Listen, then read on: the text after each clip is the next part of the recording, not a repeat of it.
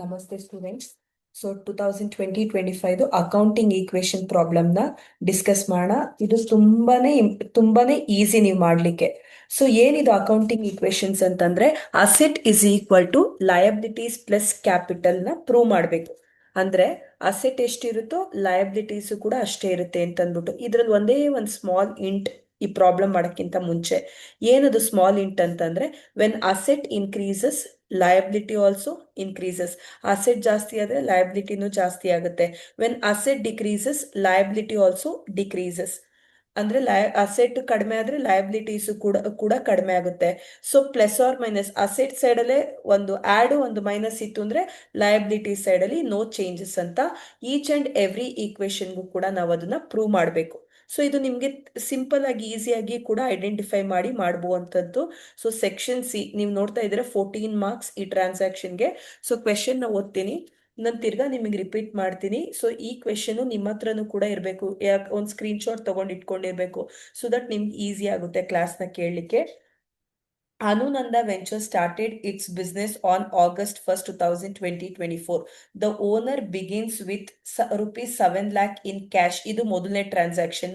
The business conducts the following transaction during the month of August ಅಂತ ಕೊಟ್ಟಿದ್ದಾರೆ. So there after transactions ನ ನೋಡೋಣ.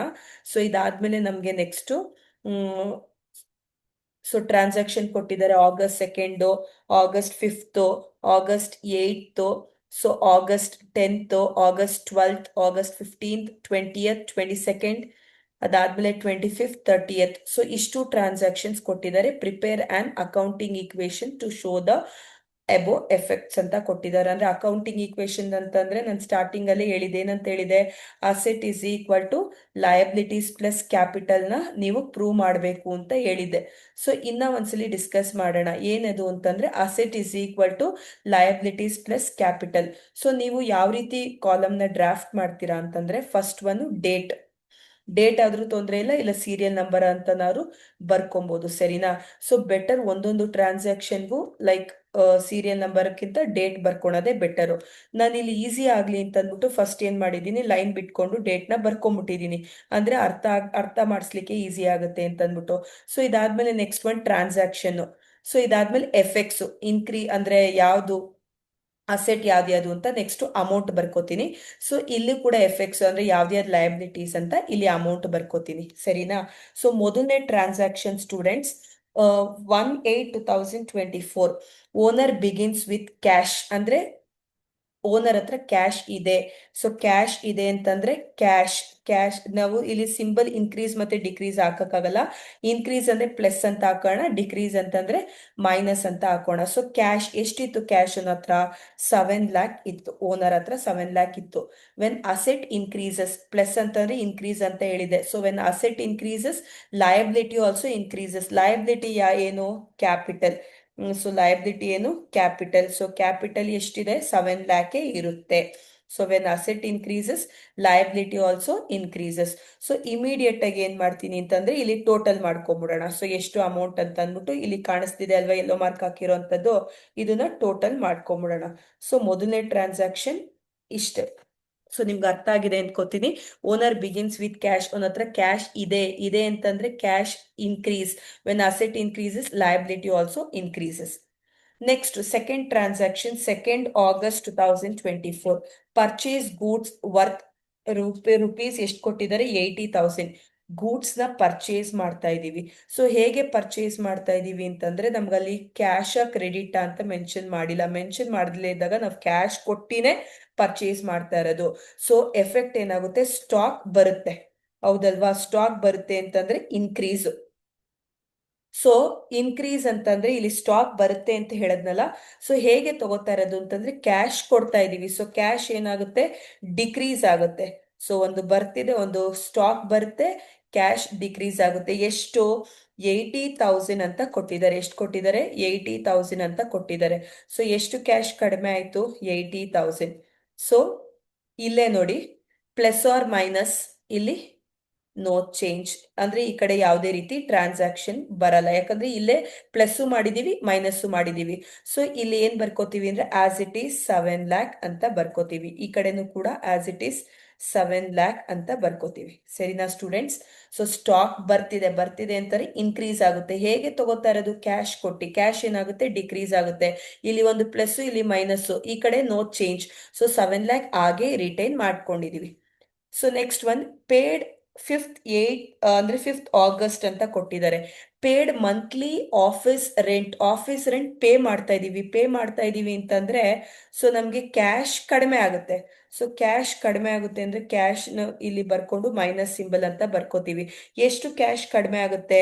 15,015. So ಇಲ್ಲಿ bracket ಅಲ್ಲಿ ಬರ್ಕೊಂಡಿದೀನಿ ಅಂದ್ರೆ ಅರ್ಥ ಮೈನಸ್ ಅಂತ ಅರ್ಥ. ಸೊ ಇಲ್ಲಿ ನಿಮ್ಗೆ ಒಂದು ನೆನಪಲ್ಲಿರ್ಲಿ, when asset increases liability increases, when asset decreases liability also decreases. ಈ ಆಫೀಸ್ ರೆಂಟು, ಸ್ಯಾಲರೀಸ್ ಇದನ್ನೆಲ್ಲ ನಾವು ಯಾವ್ದಕ್ಕೆ ಹಾಕ್ತಿವಿ? Profit and loss account. So ಇಲ್ಲೂ ಕೂಡ ಮೈನಸ್ ಸಿಂಬಲ್ ಹಾಕೊಂತೀನಿ. ಅಸೆಟ್ ಡಿಕ್ರೀಸ್ ಆದ್ರೆ ಲಯಬಿಲಿಟಿನೂ ಕೂಡ ಏನಾಗುತ್ತೆ? ಡಿಕ್ರೀಸ್ ಆಗುತ್ತೆ.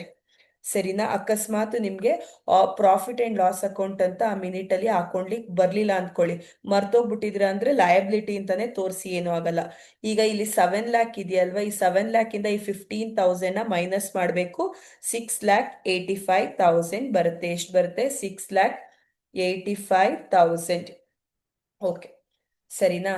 ಸೊ ಇದಾದ್ಮೇಲೆ next transaction 8/8/2024 sold goods costing ₹60,000 at a profit of 25% on cost ಅಂತ ಕೊಟ್ಟಿದ್ದಾರೆ. ಸೋಲ್ಡ್ ಗೂಡ್ಸ್ ಅಂತಂದ್ರೆ ಎಷ್ಟು ಸ್ಟಾಕ್ ಕಡಿಮೆ ಆಗ್ತಿದೆ? ಸೊ ಸ್ಟಾಕ್ನೇ ತಾನೆ, ಗೂಡ್ಸ್ ಸ್ಟಾಕ್ ಒಂದೇ. ಸ್ಟಾಕ್ ಕಡಿಮೆ ಆಗ್ತಿದೆ. ಎಷ್ಟು ಸ್ಟಾಕ್ ಕಡಿಮೆ ಆಗ್ತಿದೆ? 60,000. ಎಷ್ಟು? 60,000 ಸ್ಟಾಕ್ ಕಡಿಮೆ ಆಗ್ತಿದೆ. ಸೊ ಅದರಲ್ಲಿ 25% ಪ್ರಾಫಿಟ್ ಅಂತಂದ್ರೆ ಸೊ ನೀವು 60,000 ಇಲ್ಲಿ ನೋಡಿ, 60,000 ಮೇಲೆ 60,000 ಇಂಟು 25/100 ಮಾಡ್ತೀರಾ. ಸೊ ಎಷ್ಟು ಬರುತ್ತೆ? 60,000 ಇಂಟು 25% ಮಾಡ್ತು ಅಂದ್ರೆ ನಿಮ್ಗೆ 15,000 ಬರುತ್ತೆ. ಸೊ ನೀವು ಟೋಟಲ್ ಆಗಿ ಕ್ಯಾಶ್ ರಿಸೀವ್ ಮಾಡ್ತಾ ಇರೋದು ಎಷ್ಟು? ಕ್ಯಾಶ್ ರಿಸೀವ್ ಮಾಡ್ತಾ ಇರೋಂಥದ್ದು ನೀವು ಸೊ 60,000 ಪ್ಲಸ್ 15,000. ಸೊ ಎಷ್ಟು ಕ್ಯಾಶ್ ನ ನೀವು ರಿಸೀವ್ ಮಾಡ್ತಾ ಇರೋಂಥದ್ದು? ಕ್ಯಾಶ್ ಬರ್ತಾ ಇದೆ. ಸೊ ಎಷ್ಟು ಕ್ಯಾಶ್ ಬರ್ತಾ ಇದೆ?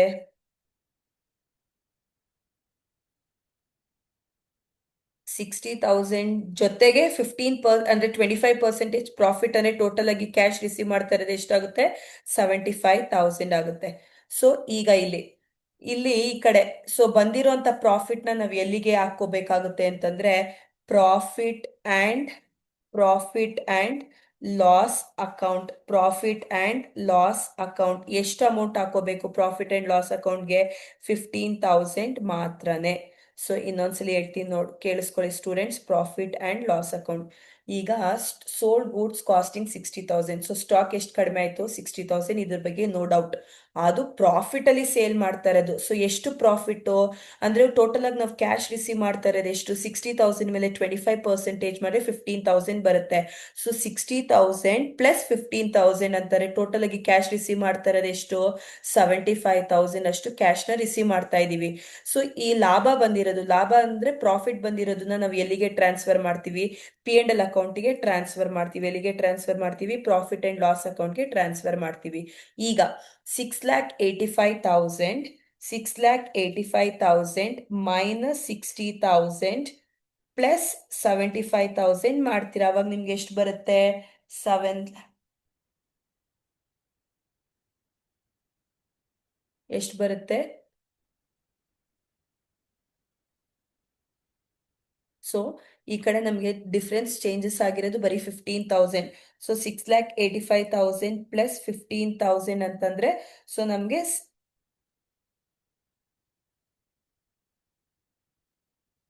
7 lakh ಬರುತ್ತೆ.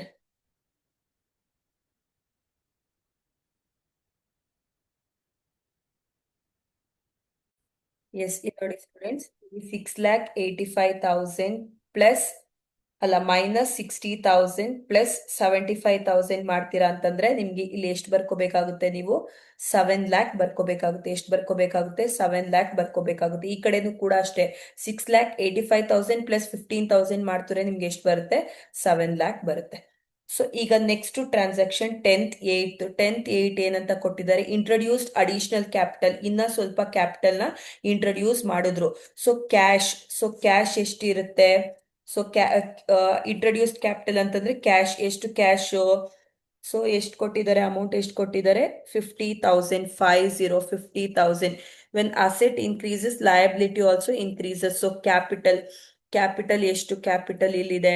ಸೊ 50,000. ಈಗ 7 lakh ಪ್ಲಸ್ 50,000 ಆಡ್ ಮಾಡ್ತಿದ್ರೆ 7,50,000. 7 lakh ಪ್ಲಸ್ 50,000 ಅಂದ್ರೆ 7,50,000.